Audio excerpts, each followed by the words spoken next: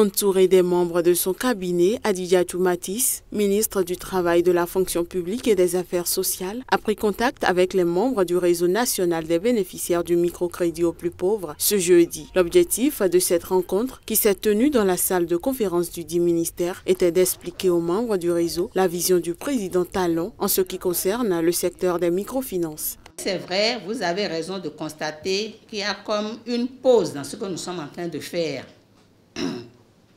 Vous savez, lorsqu'il y a une entreprise, il est bon qu'à des moments donnés, on puisse s'arrêter pour faire le point. Qu'est-ce qui a marché? Qu'est-ce qui n'a pas marché?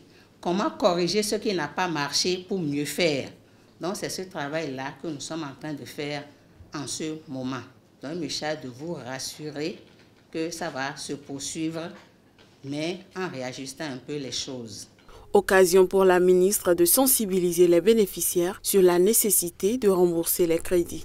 La récupération est difficile parce que si nous ne savons pas nous y prendre d'ici là, s'il y a peu de ressources parce que les remboursements ne sont pas à la hauteur des attentes, la microfinance même risque de disparaître, ce qui n'est pas une bonne chose. La représentante du réseau a saisi l'occasion de cette première rencontre avec la ministre Matisse pour présenter quelques doléances. Nous souhaitons que au prochain remaniement, que le président pense à notre ministère.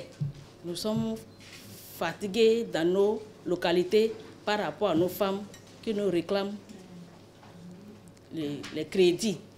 Que pourquoi c'est arrêté? On a voté pour Talon et voilà que maintenant, depuis que Talon est revenu, on ne trouve plus les crédits. Donc nous souhaiterions que le crédit reprenne davantage. Le réseau national des bénéficiaires des microcrédits aux plus pauvres a été mis en place en 2009 avec pour mission de favoriser la solidarité et l'entraide entre les membres, de promouvoir l'éducation économique et sociale de ses membres et d'œuvrer pour la pérennisation du programme. En plus de l'audit du secteur, une mission gouvernementale se rendra sur le terrain au mois de septembre dans le cadre de la redynamisation des microcrédits. Mais en attendant, Adidiatou Matisse a plaidé pour le renouvellement des instances dirigeantes du réseau. Les soldats américains et les soldats des nations d'Afrique méridionale partenaires se rencontrent au Malawi pour participer à l'exercice militaire conjoint Saften Accord qui se concentre sur le maintien de la paix et assistance en cas de catastrophe au Congo. Nous avons un bataillon déployé dans l'est du Congo. Nous nous préparons ici pour le déploiement du prochain bataillon, pour l'exercice et la formation que nous avions eu ces dernières semaines.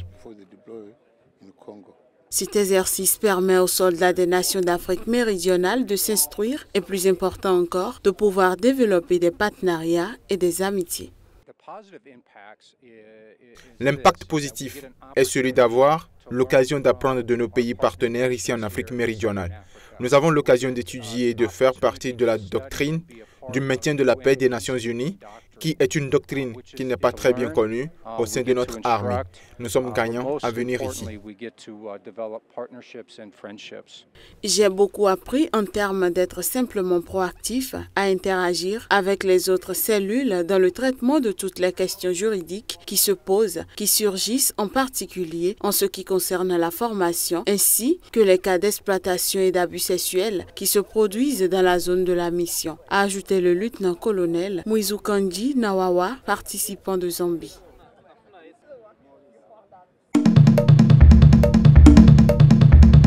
L'organisation Reporters sans frontières a réclamé jeudi aux autorités burundaises des preuves de vie du journaliste Jean Bigirimana, porté disparu depuis le 22 juillet, date de son arrestation par les services de renseignement, et appelé le président Pierre Nkurunziza à tout mettre en œuvre pour le retrouver.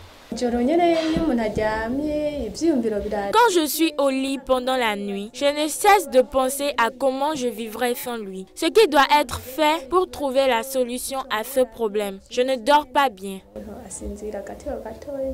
L'Organisation de défense de la liberté de la presse a par ailleurs rapporté que 2 cadavres ont été retrouvés au fond du ravin dans la province de Muramvya lors d'une enquête menée par le journal Iwaku et entravée dans un premier temps par la police.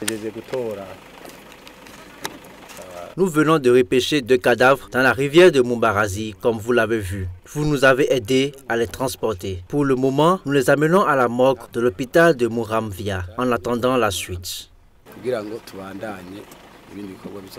Fin juillet, RSF avait avancé que le renseignement burundais reprocherait aux disparus Bigirimana ses déplacements fréquents vers le Rwanda voisin avec lequel le Burundi entretient des relations houleuses. Le journaliste avait été arrêté dans la province de Muramvya à son retour d'une formation en journalisme dispensée au Rwanda selon Reporters sans frontières. Le pays était pourtant considéré comme l'un des rares États de Grand Lac dotés d'une presse libre et indépendante avant le début de la crise déclenchée par l'annonce en avril 2015 de la candidature du président Nkurunziza pour un troisième mandat qu'il a obtenu en juillet.